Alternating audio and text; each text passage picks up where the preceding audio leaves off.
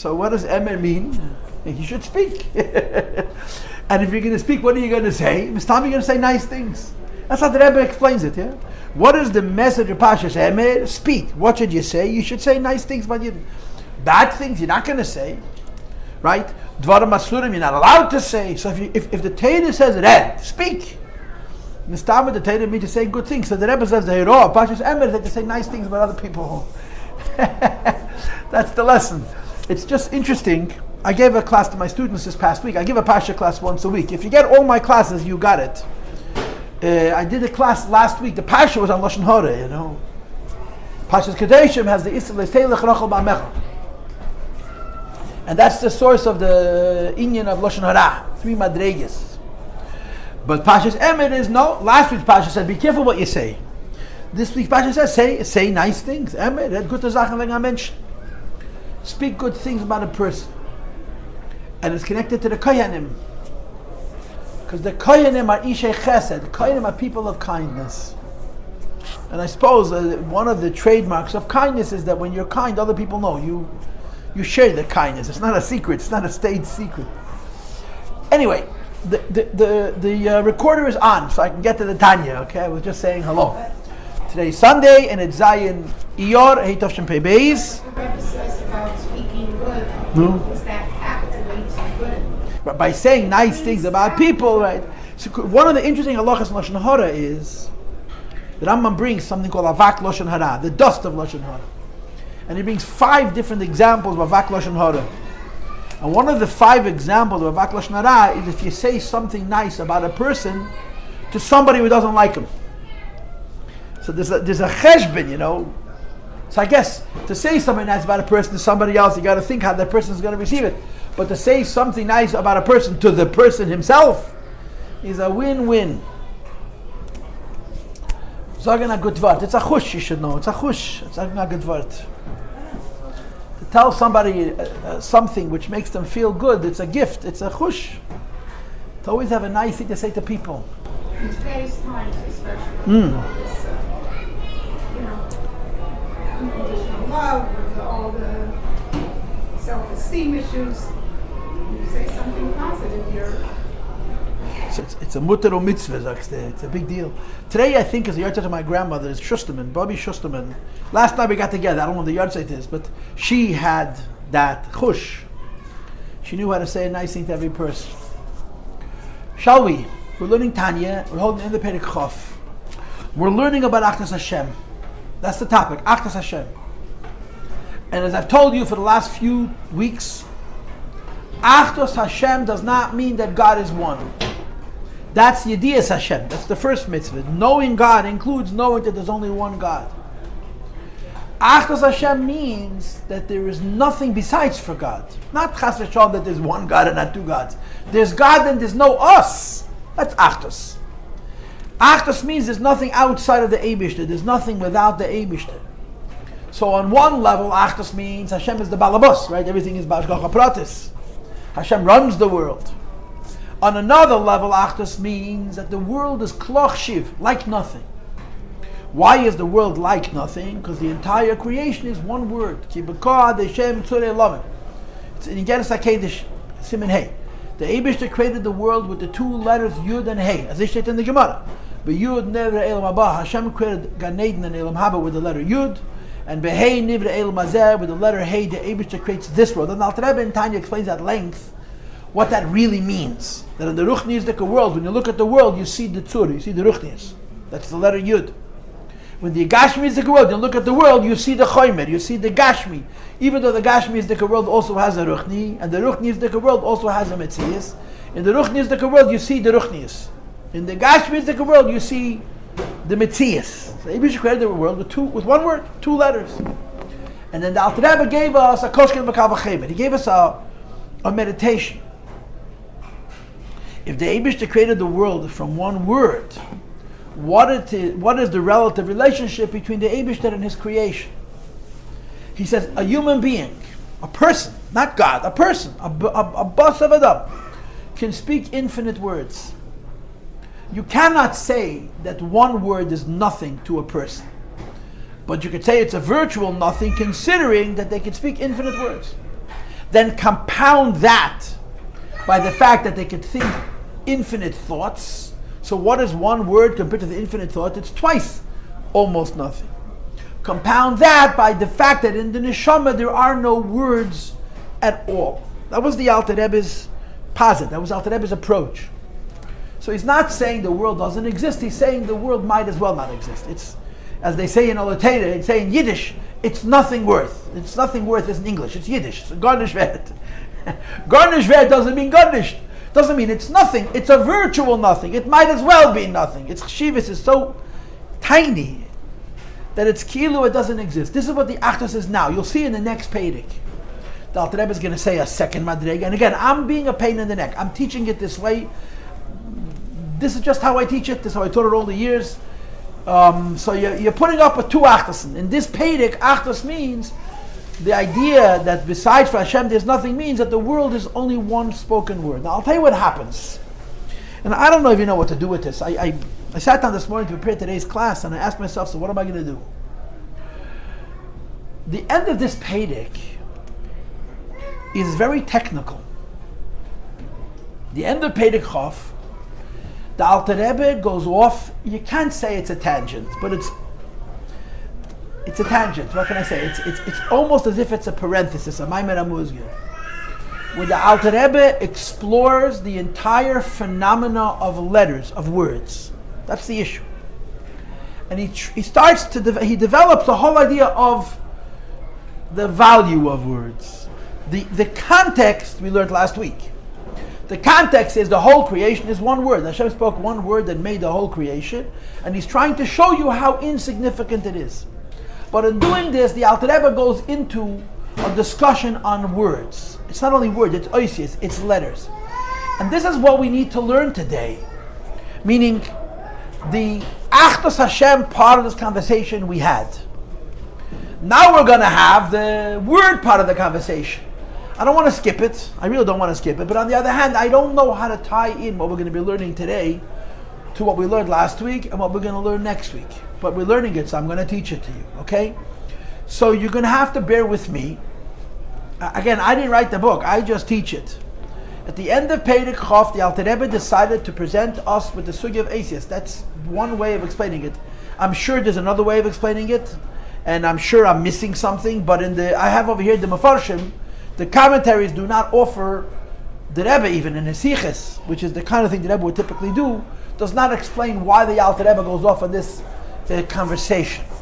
So we're going to have it, okay? That's what's going to happen right now, okay? Everybody understands the concept of a guf and a neshama, a body and a soul. There are so many different ways of explaining the relationship between a body and a soul. One of the more interesting ways of explaining a body and a soul is calling it a chomer and a tzura. Chomer means a casing, matter, and tzura means its form and its purpose. Right? This is a piece of wood that's been made into a bench. So the chomer is wood, and the tzura is the shape in which people deliberately carved it, that a person should have a place to sit down. So the guf and the neshama is also a chomer and a tzura. Without the guf, the neshama doesn't exist. It certainly does not exist in the physical world. You have to have a guf which carries and holds the neshama, and it keeps it in this world. And there's 1,000 examples of this phenomena of guf and neshama. If we were Mekubalim, but of course we're not Mekubalim, so we don't want to do this. If we were Mekubalim, the form that we would use for guf and neshama, or chomer and tzura, would be oyer and keli, right? The light and the vessel. The light is the point and the purpose, and the vessel is a receptacle that holds it. If you want to have fire, you need a candle. The candle has to consist of a cup and fuel and a wick. But your interest is not in the keli, your interest is in the oil. You want to have light, you want to have warmth. But you cannot have oil without a keli. You can't have a neshama without a guf. That's basically the understanding of what a guf and neshama is, what we understand, what an oil and a keli is, and tzura and chomer is, and you can give other forms for the same. One of the different ways of saying this is oisios and oir. Oisios, letters, words. We use words to carry ideas, we use words to carry our feelings, we use words to carry our experiences with the senses. We use words for many things, right? And we use words in different ways. We use words to communicate with ourselves, that's called thought. We use words to communicate with others like ourselves, other human beings, that's called speech. We use words to communicate with those that are less than us, and that is called action. We use words, we use a medium for communication. That's what words are for. If I want to carry something from me to you, I need words. If I want to carry something from my subconscious to my consciousness, in other words, I want to talk to myself, I need words. They're words of thought. Oisies of machshava, oisies of dibur, and oisies of ma'aseh. The whole reality is that if I am going to be able to reveal something, one of the translations of the Hebrew word oisios is asaboike. It's Aramaic. Asaboike, it brings forward the morning. Oisius means it brings forward. Without letters, without words, it can't carry anything. With letters and with words, you could carry things. So let's give a simple example. Okay, a simple example. You have an idea. And you want to tell the idea to other people. So you sit down and you think, how am I going to say this to other people? And you prepare and you practice and you think about it, yeah? And you discover something. Words are very, very important. Without words, you can't talk. But words are also a big kopetik. They're a big difficulty. You know why? So the lashon which is brought in the Maimonim is tavne de liebe lekasve inch. Tavne de liebe lekasve inch means tavne. The word tavne could either mean the lines of the heart or the colors of the heart. The subtlety of the heart, words can't carry. If you have an idea that's edel, you find that when you put it into words, you lose something. You want to use words because you want to tell it to somebody else. But when you use those words, es geht sich nicht heraus. You know, what I'm really thinking, what I'm really feeling, this is the reality of words. They're necessary, they're useful, they're important. You can't do without them, but they also inhibit, they limit, you understand? So what's the big idea when it comes to Isis? What do you got to know about words? The big idea that you have to know about letters and words is, this is a quote, nobody knows the source. It's Alter Rebbe and Tanya, but not Mamish. It's one of those quotes which really you could attribute to Chassidus, not so much to Kabbalah. The quote is, HaNefesh Maleya Asius. The neshama is full of words. HaNefesh Maleya Asius. The neshama is full of words. What that means in real terms is, words do not come from ideas. Just like the guf doesn't come from the neshama, Hashem has to create the guf separate. Just like keli doesn't come from oir, words don't come from ideas. Words come from the nefesh. When the Eibishter makes a neshama, he puts into that neshama infinite letters. He puts into that neshama infinite letters of every type, of every level. And when a person speaks, or a person thinks, or even on higher levels of the neshama, you pay attention to what you're going to say. You pay attention to what you're going to think.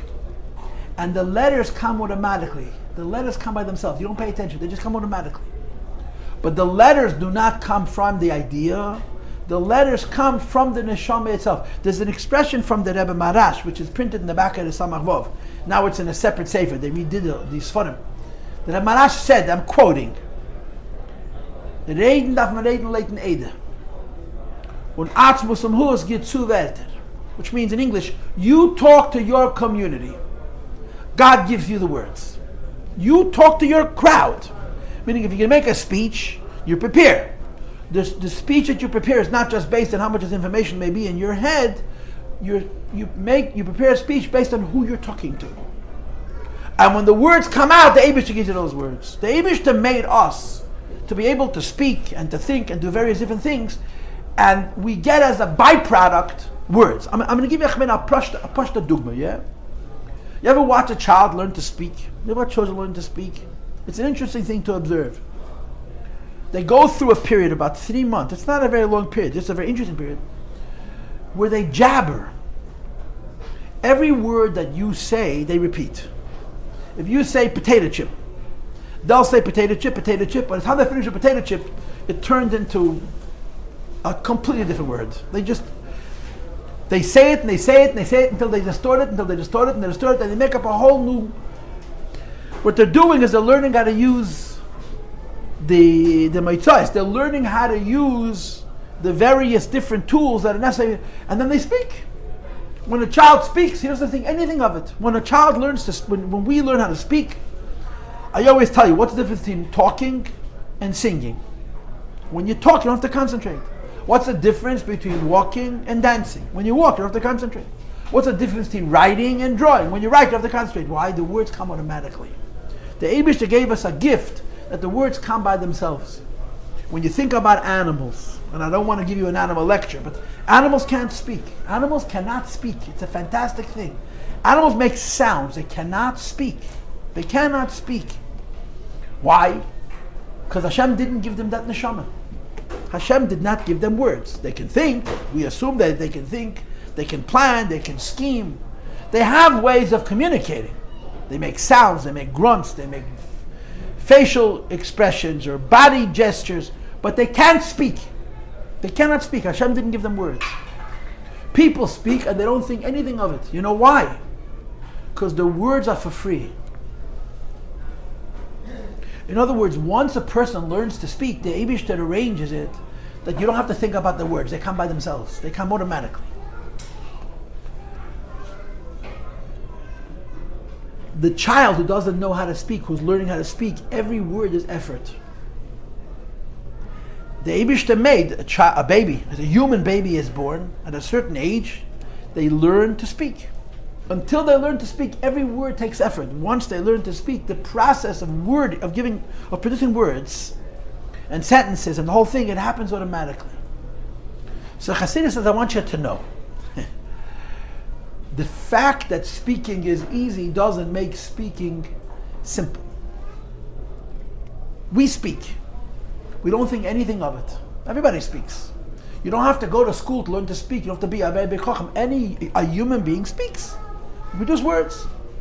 And the way Chassidus explains what speech means, I can speak 100 sentences and every one is different. Every time I open my mouth, if I would repeat the same story 5 times, it's never the same. There's always a change here, a change there, a change in words, a change in intonation, because that's the gift of speech. The words just come. And one time you say it like this, one time you say it like this. If we were animals who were speaking, if we would learn that skill, every time we would speak, we would say it exactly the same way. Because it takes a lot of effort. Like a parrot who parrots. Human beings were given a gift. You think ideas, the words come automatically. So it says in Chassidus, do not think that speech is easy. It's just free. There's really an enormous amount of chokhmah in speaking words. But the Eibishter set it up that we don't think about it. It's kommt von sich allein. And this is how it's presented. The Seichel has 4 madreges. Seichel has 4 levels. There's 4 levels of human intellect. The first level of Seichel is called mechanical Seichel. What the people who study animals call tool making. Using your mind to manipulate the world to get a certain advantage. That's the lowest kind of mechanical Seichel. Right? You have a stone and it's too heavy. You don't know how to lift it. So if you have seichel, you put next to it a smaller stone, and then you take a piece of wood and you wedge it underneath the larger rock, and you create a lever, and the weight is spread over the whole board. It becomes easier to lift. That's called, it requires intelligence. It's called mechanical seichel. Seichel to use physical things to your advantage. It's the first madrega in seichel. What's the second madrega in seichel? Psychology. It's called the seichel of human emotion. Or if you want it to be honest and politically incorrect, it's the seichel of politics. To understand what other people are thinking and other people are feeling and manipulate them. It's a big chokhmah. Some animals are political too. They make friends and enemies and they align. They have that kind of seichel. You know what the third level of seichel is? The seichel that it requires to put together words and sentences. Chassidus argues that the amount of brain power it takes to produce words is more chokhmah than building machines, technical machines, and more chokhmah than understanding human emotion. But everybody speaks. Not because it's easy, but because it's been gifted. It's a matana. The Eibishter gave us this matana. Animals cannot speak because this matana was not given to them. The highest madrega of seichel is what we call abstract reasoning. Hafshata, to understand things that are not, understand ideas that are not connected to things. The ruchniistic things. Okay, now anyway. Speech is easy. But not because it's easy should we think it's simple. That's really one of the things that the Tanya teaches us. And Chassidus argues that the source of oisiyos is in the etzem haneshama. Words have a higher source than ideas. If you're a chacham and you create ideas and you think ideas and then you speak ideas, the words come out automatically. But the truth is, the source of the words is even higher than the source of the ideas. The source of the words is in the mamish and the etzem haneshama.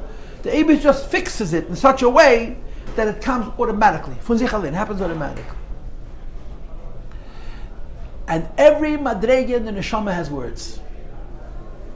Just like you can't speak without words, you can't think without words, you cannot feel without words, you cannot reason without words, you cannot will without words, and you can't delight with words. Every single madrega of the neshama has words. Meaning, if you have a deep idea in your mind, the fact that you're aware of that idea means that that idea has been revealed to you.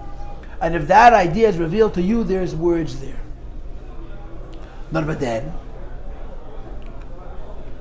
you're not paying attention to the words. You're paying attention only to the idea. The words are a byproduct, and only to the ideas.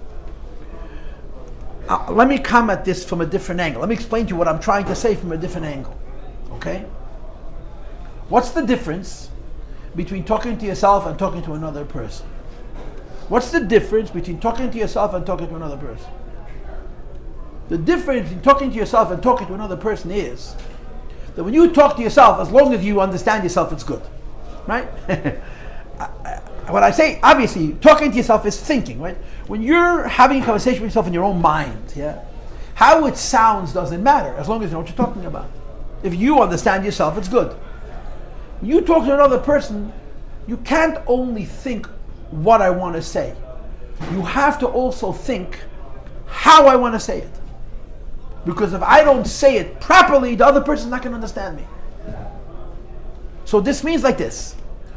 Anytime I'm communicating on any level of my neshama, there is oisiyos and there is oyer.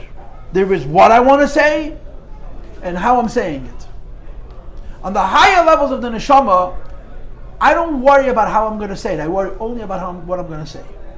On the lower levels of the neshama, especially when I want to bring it out of myself to you, I cannot only concern myself with what I'm going to say, I have to also concern myself with how I'm going to say it. Does that make sense? Does that make sense? Yeah? So if I'm talking to me, as long as I understand this, I'm talking to you, I have to think very carefully, not just what the idea is, but the words I want to use. So Chassidus makes an argument, which is true and logical. When I'm talking to you, and when I'm talking to you, it's not enough that I'm thinking what I'm going to say, I have to think about how I'm going to say it. I lose something of what I want to say. If I'm talking to you, and I can't just say whatever I'm thinking, I have to choose my words very carefully in how I deliver it to you. You should be able to understand it. So sometimes, in order to make my words clear, I have to make my idea less. I can't give you everything I'm thinking and feeling. So the higher levels of the neshama, where I'm not at all thinking about what I'm saying, about how I'm saying it, I'm simply thinking about what I'm saying it. I'm not worried about the words, I'm just worried about the idea. On the lower levels of the neshama, since I want to talk to you, and you have to understand what I'm saying, I have to choose my words very carefully. If I have to choose my words very carefully, then some of what I want to say gets lost in that choice of words. Let me give you a different example, okay? There's different kinds of thought, you know? People think on different levels. If you think an idea, you're talking to yourself, right? What about if you're thinking in your head, how are you going to talk to somebody else? What's the difference between thinking an idea for yourself and thinking an idea you could teach it to somebody else? When you're thinking about how you're going to say it to somebody else, you can't just think the idea, you have to think how you're going to say it. Right? If I'm thinking about something in theory, I'm thinking about an Indian. But if I'm thinking about doing that Indian, if I have an idea in my head and I want to do it in the world, if I want to take this idea and bring it into the world, I can't just think a thought. I have to think that thought practically, actionably. And if I'm thinking that thought practically and actionably, then I have to slow down my brain to think it in such a way that you have a connection to the real world. And it's the same principle. The minute my words have to relate to something outside of me, I have to concern myself with the words. And if I have to concern myself with the words help me. The words help me. Without words I can't talk. But the words also hinder me. The words also hold me back. Because since I have to use words to communicate, I cannot say everything I'm thinking. I can only say what I can put into words. I remember being in yeshiva, in Kved Gedushas Olateira. And the truth is, it's a holy place. Don't kid yourself. It's plenty nuts, but it's also holy. It's the Rebbe's yeshiva. Olateira is the Rebbe's yeshiva. You know, the Bechol Tarabam had an argument once with the Rashag. Bechol Tarabam made a cheder, Olateira. And then he made a mesifta. So the Rashag said to Bechol, the Rebbe wanted to have a cheder so children until the age of whatever, there's 9 or 12 shouldn't learn Limud Yechol. But these are big boys. Why do you have to have a mesifta? Let them go to Lubavitch. So Bechol, it's not so easy to argue with the Rashag. He was the Rebbe's son-in-law, he was the Rebbe's brother-in-law. So he says, I wrote to the Rebbe said, I can mesifta, I made a mesifta. So the Rashag says to him, I'm going to take you to Din Teira. Competition. Al pi halacha, you're allowed to open as many yeshivas as you want, but I'm sure that Rashag knew what he was doing. So Bechol didn't know what to do. So he came to the Rebbe. He said to the Rebbe, what should I do? Bechol wants to take with Din Teira because I made him a sifta. So the Rebbe said, go back to him and tell him you should take the Balabosa Olateira. Go back to my brother-in-law and tell him that if he wants to take to Din Teira, he should get the boss of Olateira and take him to a Din Teira, which meant me, as they say in the real world, and that's the end of the story. That's the end of the story. Yeah. But one of our Mashpiyim, who had a very strong effect on us, Fabrengo does a lot. And he had his style. His style involved, he wanted to educate us about the world. I'm not going into right or wrong, I'm still telling the fact.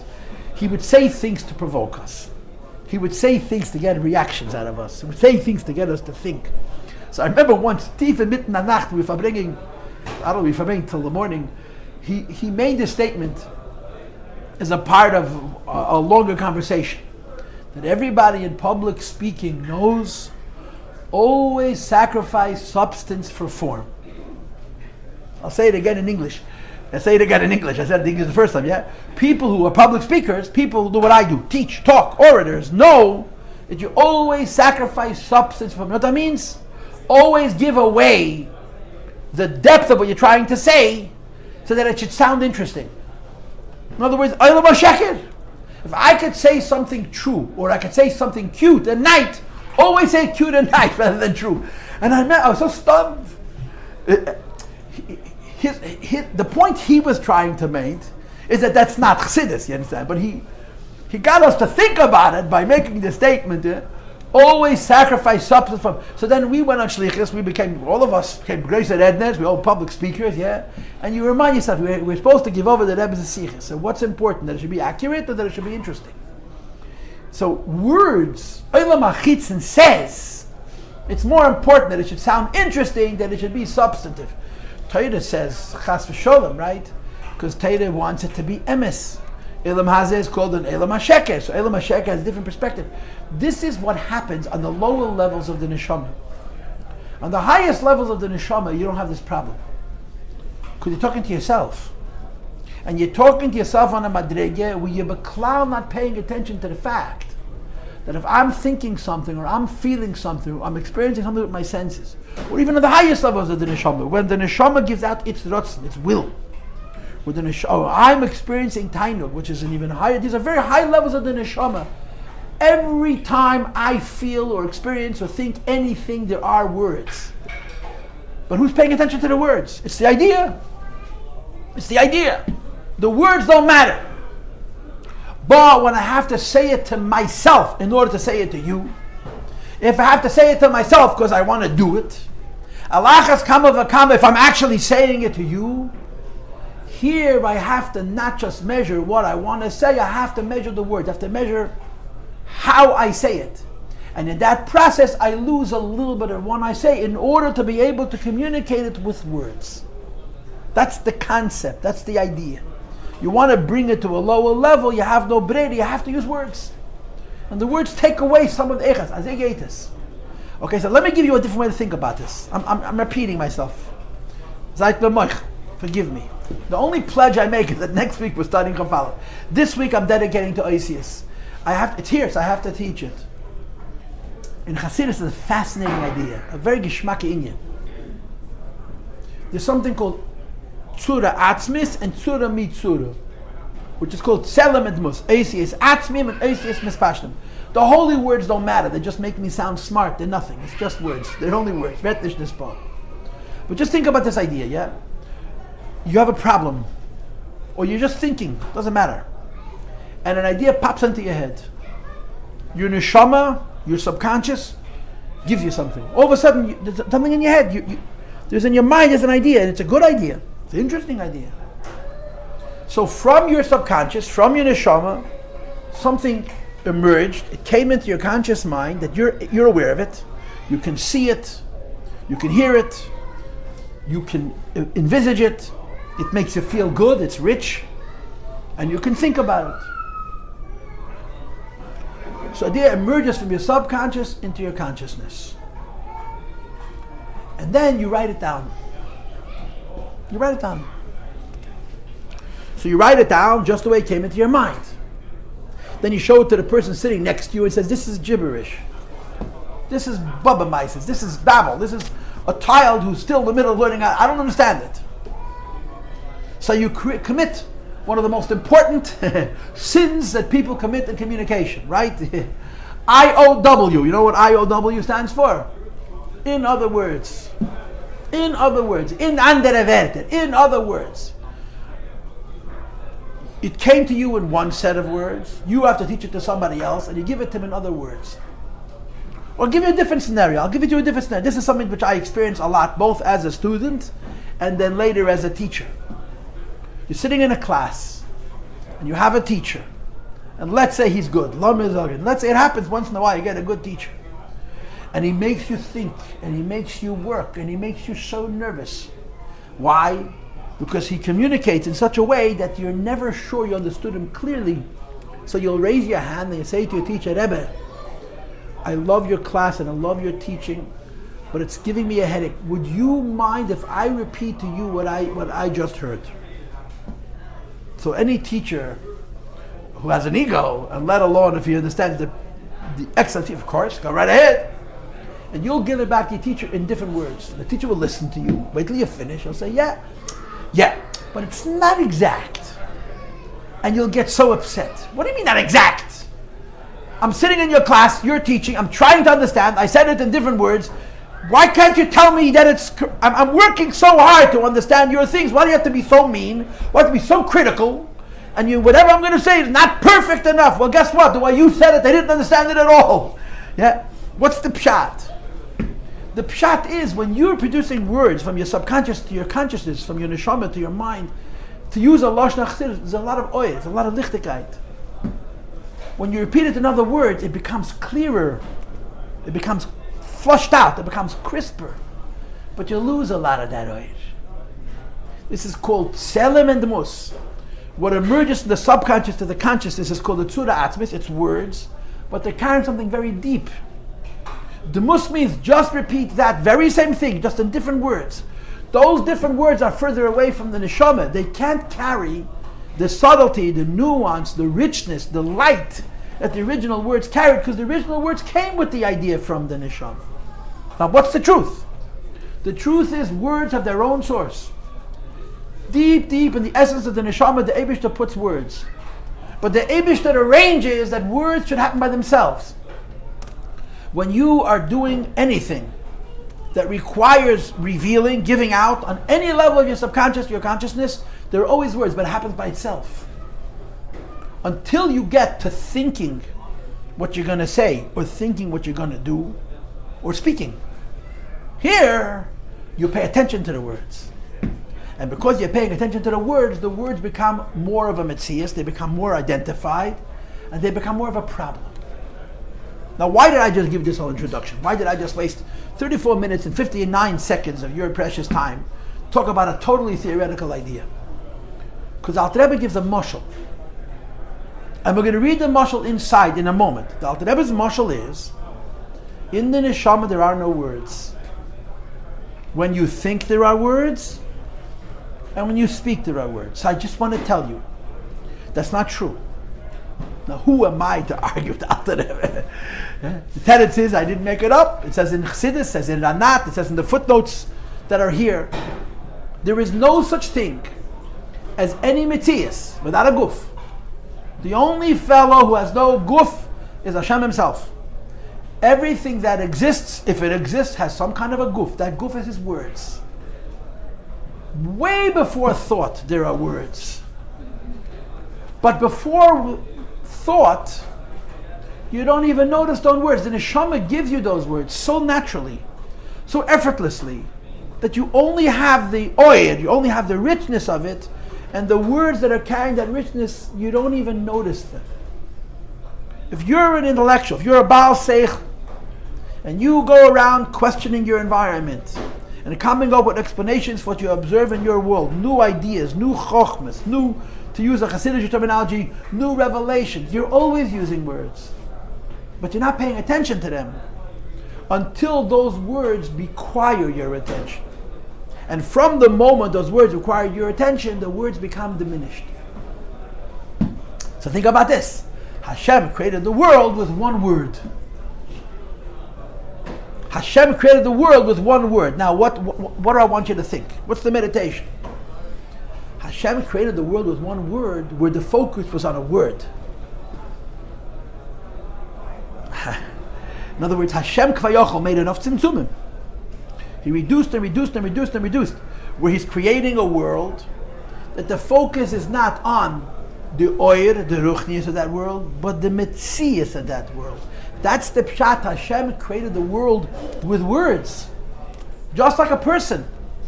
When he uses words, it's not only that now he's communicating to somebody else, as opposed to communicating to himself. But now he's communicating, we cannot only pay attention to what he wants to say, he also has to think about how he wants to say it. The words, the guf, become important. That's the pshat. Hashem created the world with words. He made a tzimtzum after a tzimtzum after a tzimtzum after a tzimtzum until he speaks. What does it mean he speaks? That he's creating a world in such a madrege, where the meaning and definition of this world is not only the value and the worth and the richness and the light of this world, but its guf is important. That's the higoyin, that's the pshat. So the emes is on all levels and in all worlds there are letters and words. But in most worlds and in most levels, the letters and words go unnoticed because you're thinking only oyer. When you come down to the lowest levels, this is where the words get noticed. You become aware of them. You following with me, yeah?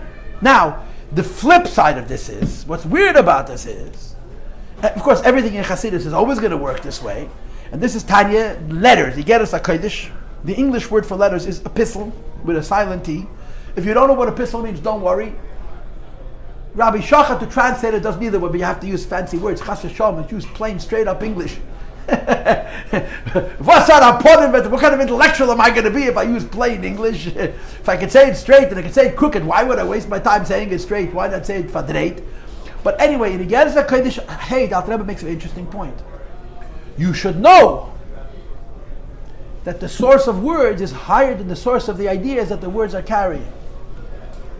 And on this basis, the whole thing is spun on its head. In the lowest levels, when you start paying attention to the words, you're touching the neshama in a place which you could never touch in the higher levels where you're not paying attention to the words. There's a hemshech ranat. There's a hemshech called Tov Reish Nun Tes from 1899. I don't know why ranat was oicha, but they learn it in yeshivas. Hemshech ranat, the bochum learn in yeshivas. I don't know why. It's not an easy hemshech. When I was in yeshiva, we learned ranat. If it was up to me, I would have learned samachay. But we learned ranat. All the bochum learned ranat. Ranat is about words. Ranat is about words. And ranat makes an observation. When you are trying to understand something and you can't get it clear, it helps to talk it out.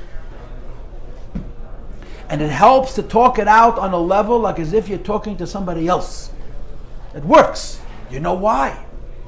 Because when you focus on the words, you're reaching the madrege in the neshama, which is the shayrish of these words, which is the shayrish of all oyer.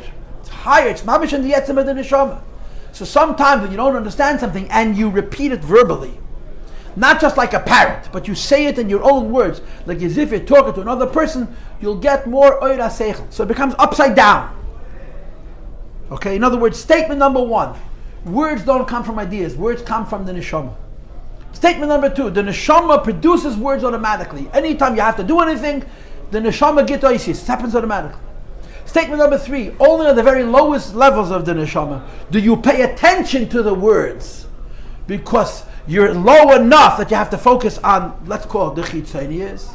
And statement number 4, the shayrish of those words brings you higher than all the higher madreges, because the shayrish of ace is higher than everything. So the Alter Rebbe says, the Eibishter created the world with one word. The higher world he created with the letter Yud. What does that mean? In the higher world you see Ruchnius, even though there's Gashmias there also. The lower world he created with the letter Hey. That means Gashmias, even though the Gashmias world also has a Ruach. But in the Gashmias world you have to focus not on just what you're saying, but how you're saying it. Says the Rebbe, this makes the Gashmias world higher than the Ruchnias world. Because the Sheiresh HaOyis is higher than the Sheiresh HaOyir. And he finishes that long Igeres HaKodesh, which is one of the most difficult Shiklach Tanya, by saying, that's why it's very important to give tzedakah. Alter Rebbe was a fundraiser, you know that? He was a fundraiser, and he had fundraising pitches. Some people's fundraising pitches is a nice tie, or I don't know what, they remember all your deceased ancestors. The Alter Rebbe's fundraising pitch was that every year he would write a Maimach Chassidus. The Alter Rebbe did not write his own Chassidus. Alter Rebbe used to speak his Chassidus. The exception was that when he was sent around the Shliach, and his name was Yankos Milyaner, he was the Alter Rebbe's Shadar for many, many years, to raise funds for the Kollel Chabad, for the tzedakah that he gave for different purposes, but specifically to support the Yishuv of Chassidim in Eretz Yisrael, or the Yishuv Chabad Chassidim in Eretz Yisrael. He would write a letter, and each year he write another letter explaining the mile of tzedakah. Each one is different. And they collected these letters and they put them in a book called the Igeres HaKodesh. It's printed with the Tanya. One of those letters is a long speech about words. And I just told you more or less the toichen of that Igeres HaKodesh. The source of words is higher than everything. And only in the lowest levels where you're paying attention to the words, because you're focusing on the words, you're reaching that shayrish. And therefore the Rebbe says, the most important thing in this world is action. The action goes to the highest source. And he finishes if give us tzedakah. Okay, you got it? Okay, now Rabbi said, let's now learn the Tanya inside. I'm going to read, I'm just finishing the Peirik, which that's all I'm doing. I just want to repeat again the point. When the Alter Rebbe is going to say that in speech there are words, and in thought there are words, but in your emotions and your intellect there aren't words, that's not true. Nothing can exist without a guf, except the Eibishter. Your emotions have words, your intellect has words, your will has words, every madrega in Hashem has words. What he means is you don't have noticeable words. You understand? Only in the lower worlds do the words become noticed. So let's read it inside now. Okay, now where are we starting from?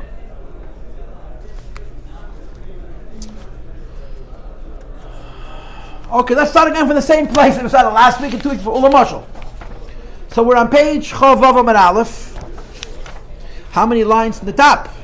1, 2, 3, 4, 5, 6, 7, 8. Yeah, 8 lines in the top. We've been through this twice already, okay? But like I said to you before, I pledge that next week we'll start a Mitzvah Shem Chafalev. I have to do this. Chabish Kabreira. You're so sweet and nice. Ma, I pay you extra for that. Okay. Okay, very good. It's just one sheet. It's a Maimed Amuzgir. It's as if the Alter Rebbe goes off on a tangent. I don't know why.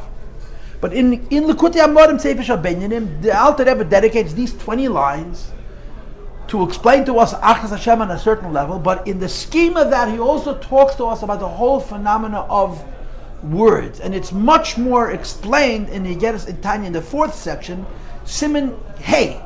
The 5th Igeres HaKodesh, which begins with the pasuk Vayaz David Shem. David made for himself a name, and he goes into the whole idea of words bariches, and I tried to share that with you. So let's go. Ulamosha, for example, in the human soul, if you speak one word. Now, let's pause.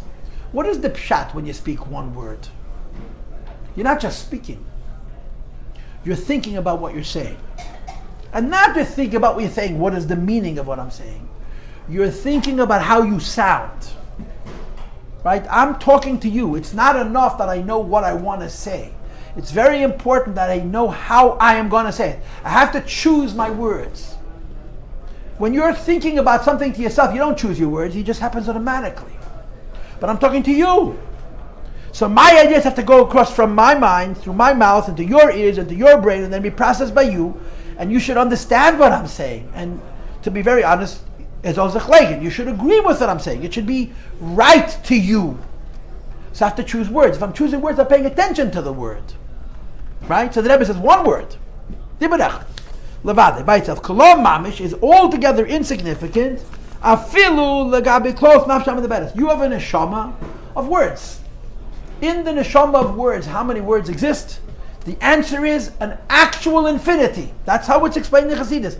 You don't run out of words. That Baba Maisa that your grandmother told you because she wanted you to keep quiet isn't true. A person will never run out of words. Never. The neshama has bligvol words. No, so what's one word compared to all those infinite words? I mean, the difference is that this word I'm actually saying. And those words I could say. And the word that I'm actually saying, I'm focusing on the word itself. But how much of me is in that one word? If I could speak an infinite number of words, it's a virtual nothingness. Says the Rebbe Shahu, that the idea that in my neshama there's a soul of words, which has an infinite number of words, is bechinas levush ha'emtzai shelo. It's only the middle garment. It's the middle level of me communicating with somebody else. Shu keach hadibah shelo, which is the power to speak, which the neshama has. That sheyochel ledaber diburim leinkeit v'tachas. A person could speak in theory an infinite number of words beyond any end. So one word is nothing compared to how much I could speak, except for the fact that this word I'm actually saying. Let's continue. V'koshkein, how much more so, legabe bechinas levush hapnimi shelo, the inner garment of the neshama, shua machshava, which is thought. Now I want to clarify. When the Alter Rebbe says over here thought, he really means planning. That's what thought means. If I'm thinking an idea, that's not thinking, that's seichel. If I'm involved in a feeling, that's not machshava, that's midas. Thinking means planning. Thinking means what I'm going to say or what I'm going to do. That's machshava. So thought means I'm preparing to do an action. If thought means I'm preparing to do an action, so just like when I speak, I have to pay attention not just to what I say, but how I'm saying it. I can't just pay attention to what I'm going to do, but how I'm going to do it. When I'm thinking it, I also have to think how it's going to come out, because that's what I'm doing. So machshava in this Perek and in many places in Chassidus, it means to think about doing something. I mentioned this to you last week, that in Tanya chapter 12, Perek Yud Beis, the Alter Rebbe talks about two kinds of machshava. Theoretical machshava and actual machshava. Theoretical machshava means I'm just thinking, something comes out of my neshama. Actual machshava means I'm thinking about doing it. What's the difference? If a bad thought emerges from my subconscious to my consciousness, I can't control that. But if I think about doing it, that's an avera. Because it's a deliberate thought, you understand? That's the concept of machshava. Machshava doesn't mean thought, it means deliberate thought. Or more precisely, thought about something that I'm later going to do, or thought about something that I'm later going to say. Says the Rebbe, Shemimenu nimchocha diburim, from thought comes speech. V'hi chayusam, and the thought is the life of the speech. So here's the word. Just like when I'm speaking, it's not only important what I'm going to say, but how I'm going to say it. So when I think, also it's not just important what I'm thinking, but how I'm thinking it. But here you can add another dimension. I could think infinite thoughts. I'm thinking one. So how valuable is one thought, one word, compared to how much I could speak? And then compound that by how much I can think. Because obviously you think faster and more holistically than you speak. And then he continues, Ve'ein sarach leimer, and need not be said, the neshama as it is by itself. And what is the neshama by itself? The 10 faculties of the neshama, chochma, bina, vadas, v'chulu. Now, since when is the etzem and the neshama seichel? The etzem and neshama, we call them yechida. We got all kinds of fancy names for it, right? Since when is your brain etzem and neshama? Since when is your heart etzem and neshama? It's a very good question. And this is not only here, Perek Gimel, it's the same thing. The answer is, when you're using your mind, you're using words, but you're not paying attention to them. So it's like pure neshama, yeah? When you're using your heart, you're also using words, but you're not paying attention to such as pure neshama. When you're using your senses, you're also using words, but you're not paying attention, so it's pure senses. That's why it's called Atzmus Nefesh. Anytime you're using your neshama, and you're not at all thinking about how it sounds, we call it etzem.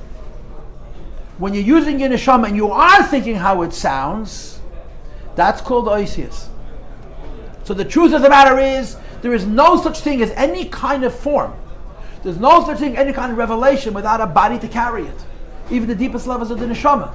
But the deepest levels of the neshama, you don't pay attention to it. You only begin to pay attention to it when you think it and when you speak it. So let's continue to read. Shemehen nimshechu, that from the mind and the heart and the senses emerge. Eisias machshavazu, the letters of thought.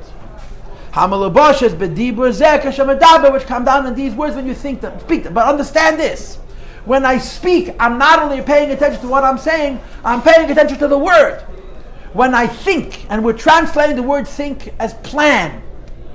When I think in a planning way, I'm not just paying attention to what I'm thinking, but how I'm thinking it. But when I reason, and when I emote, and I sense, I'm using words, but I'm not paying attention to the words. So the Alter Rebbe says, it's as if there are no words there. Keep reading. When I think, but we're talking about the kind of thought which we're going to call a planning type thought, there's words. Meaning I'm not just thinking what I'm thinking how I'm thinking it. Kamei Adiba, like speech. It is only Shem Ruchni is V'dakes Yesir, it's finer and more spiritual. Aval Esa B'chinas Chabad, Cholu, your mind, your heart, your senses. When I'm trying to use my mind to understand an idea, when I'm trying to use my heart to feel something, when I'm trying to use my senses to appreciate using the Chamisha Chushim what's going on in my environment, says the Rebbe, Hein Shedish Hamaked Hamachshava, it's the root and source of what I'm going to think in a planning way, which I'm then later going to say in actual audible words. Ve'ein bahem, and in my intellect, in my seichel, and in my midas, and in my chushim, there isn't yet bechinas eisias adayin. There's no words. Kedem shemislap sheis belavush hamachshava, before it comes down into thinking, into thought. So again, I'm saying this for the fourth time. That what the Alter Rebbe just said is not true.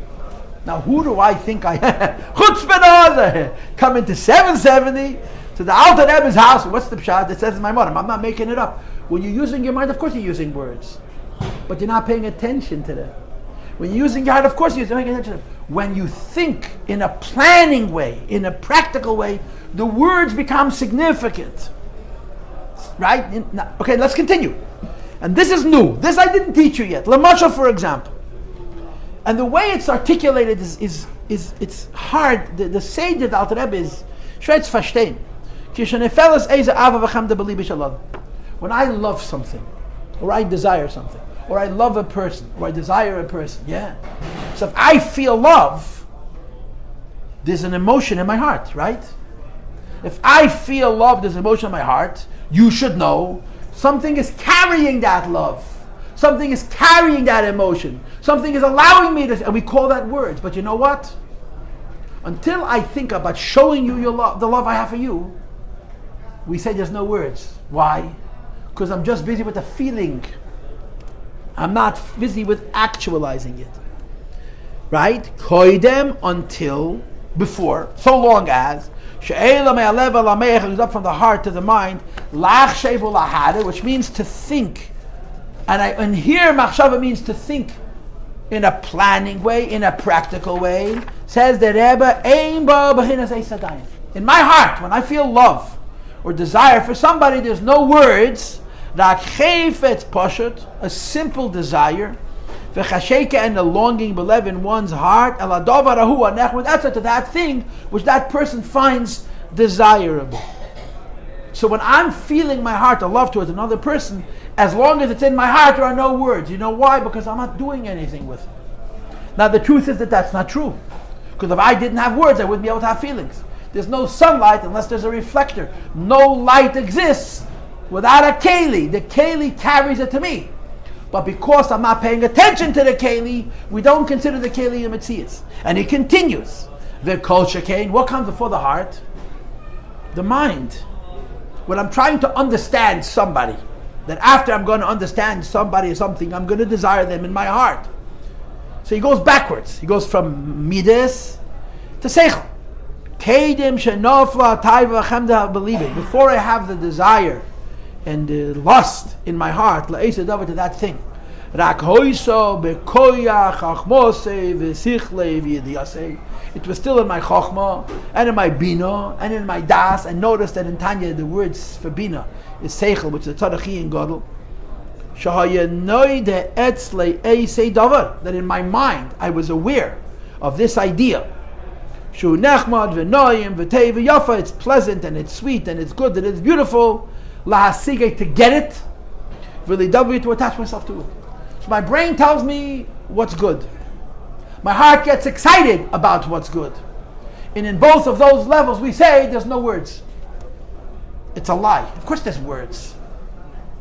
But because it's not actionable, because I'm just understanding, or I'm just feeling, in theory, the words that are carrying that idea and that feeling have not separated enough for me to pay attention to them. But the moment I go get it, and going get it means first I think about it, and then I speak about it, and then I do it. Now I'm going out into the world. If I'm going out into the world, it's not enough how I feel and how I think. I have to figure out how it's going to sound, how it's going to come across. So I have to pay attention, not just to the idea, but to the words. Again, for example, a person uses his mind to understand that it'll be a very good idea to learn chassidus, yeah? This is a contrast, right? Learn a good idea in Torah, a shtickle lesson, a good piece of food. When in my mind I am understanding the inherent value of a certain body of knowledge, or in my mind I am understanding the inherent value of a certain piece of food, there are no actionable words. Okay? Only after. Shekvar, nafla. First of all, I have to understand it in my brain. Second of all, I have to come down into achemda, v'atayva belibe, the desire and the lust in my heart, which is bekoyach, chochmase, v'sichle, v'yediyasa. I think we just turned the page, right? With this, the tool of my chochma, bina, and das. Again, seichel is bina. But when I'm understanding how good it is, and I'm feeling how good it is, I am what's called in the theoretical realm. I'm thinking about them, as they say in Yeshivish, in Indian, as they're a concept. So long as I think about them as a concept, quote, there are no words. There are no identifiable words. But afterwards, also by level of mayach, he goes back into your brain a second time. But the second time, it's lachshev ulaharba. You want to think about it. Now I'm not thinking about it, I'm thinking about going to get it. Lahasig hamaychel, to get the food. To learn that idea. Bepayel, actually. Says the Rabbi Bekan. The moment I'm using my thought in a planning way, the moment I'm using my thought in a actionable way, in other words, the moment I'm using my thought as it relates to me and the world outside of me, says the Rebbe, now letters are born. And the meaning of the words letters are born, it means now we're giving value to letters by themselves. I use words to express what I understand. But when I speak, those words are important by themselves because I need those words. And this is a marshal for creation. What does it mean Hashem made the world? That He made the words important, not just the ideas. That's the pshat. But we speak about Seder Ishtalshalos. The Eibishter made worlds through a chain of Ishtalshalos, yeah? Where is Bria? Bria means creation. Before Bria, there's no creation. Before Bria, yeah, but there's Atzilus. Atzilus is not a creation. Atzilus is how Hashem is thinking His own thought by Himself. Does it exist? Or not? It exists, but it's not a creation. Why is that a creation? Because Kvayochel, the Eibishter, is however you're going to use, whatever words you want to use. Atzilus is thinking Atzilus, not in a way to go get something, but just for theoretical purposes. So the Kalim of Atzilus exist. But the Kalim of Atzilus are simply carrying the oil, they have no self-identity. Elam Abriya, the Eibishter thinks. What does it mean he thinks?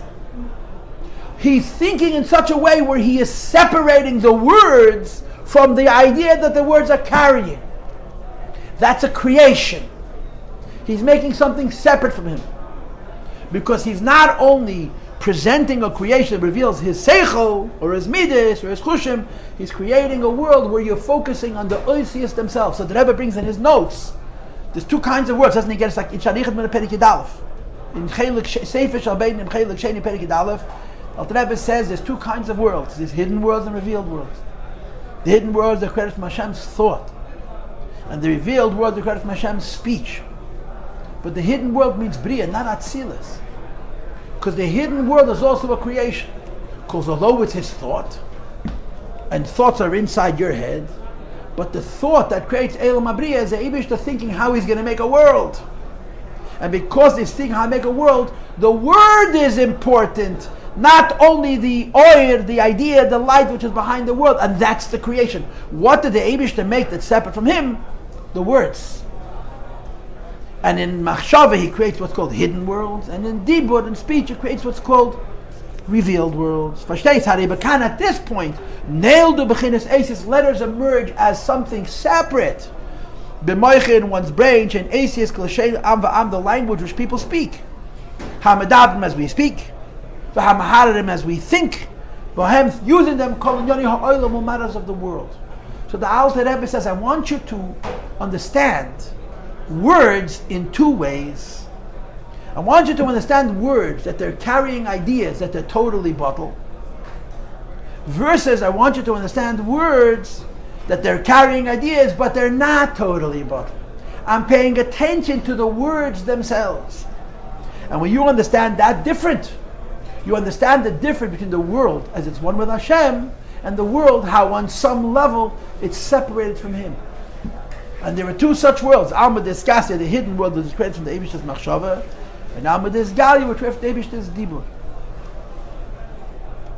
Why does the Alter Rebbe bring this up? He's a whole, right, this today's Shir is a Maimon HaMuzga. It's an entity unto itself. Why does he bring it up? Because he wants to argue that the world, the whole creation, is one word.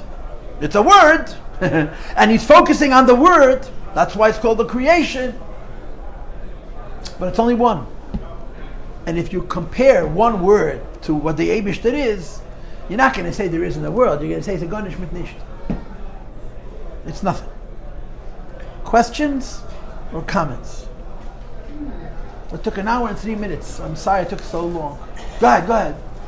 A little bit of an aside. Within this context, what is it that when people get older, they have the thought, but they can't always retrieve the word?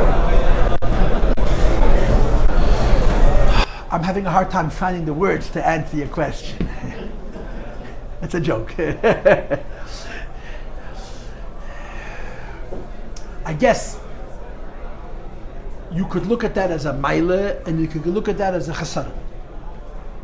From a medical perspective, it has to do with the control of the mind. Right? You have to be able to retrieve. You have a brain. Nothing is ever lost in the brain. Everything that ever happened to us is in there. You want to manage it. You want to go in and take it out and bring it forward. As we age, our ability to manage and control our brain changes over time. So that's a negative explanation for it. But I'm going to give you an example. There was a fellow, you may have heard of him. He was a pretty well-known, in the olden days, you didn't talk about him. His name was Moshe. You ever heard of Moshe Rabbeinu? Yeah?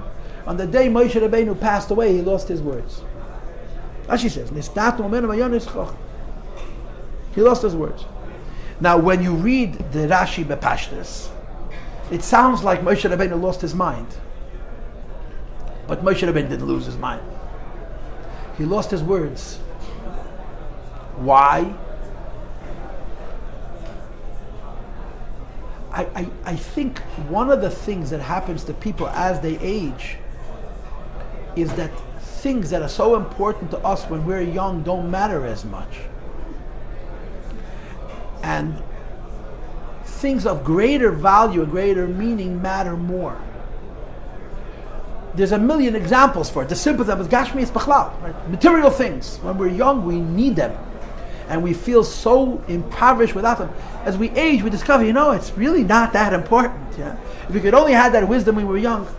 And one of the things that we stop caring so much about as we get older is how people perceive us. When we're young, it's very important for us to look good. When we're older, okay, I don't care. The old joke, when I was 20, I was so preoccupied with the fact that everybody was looking at me. When I was 40, I decided I didn't care. When I was 60, I discovered no one was paying attention to me. That's one way. It's a very positive way of explaining it. The older a person is, the less he needs for you to hear what he has to say, I think. Because whatever he is good. He's content. It's good. You think I'm an old fool? That's fine by me. I can sit in the room and be quiet and smile and listen to you jabber about nothing. When you're young, you have to participate in that conversation. You have to assert yourself. You have to be a part of that. Because you define yourself more by other people's perceiving you. And I think that over time, when you allow yourself not to care and not to engage, your ability to engage becomes rusty. Is that an explanation? I don't know if it's true or false, but it sounds good. Yeah, it's words, nice words. And when you say that the Eibishter created the world with one word, isn't it one letter? It means the whole creation. Yud and Hey together. That's how it works out. Okay.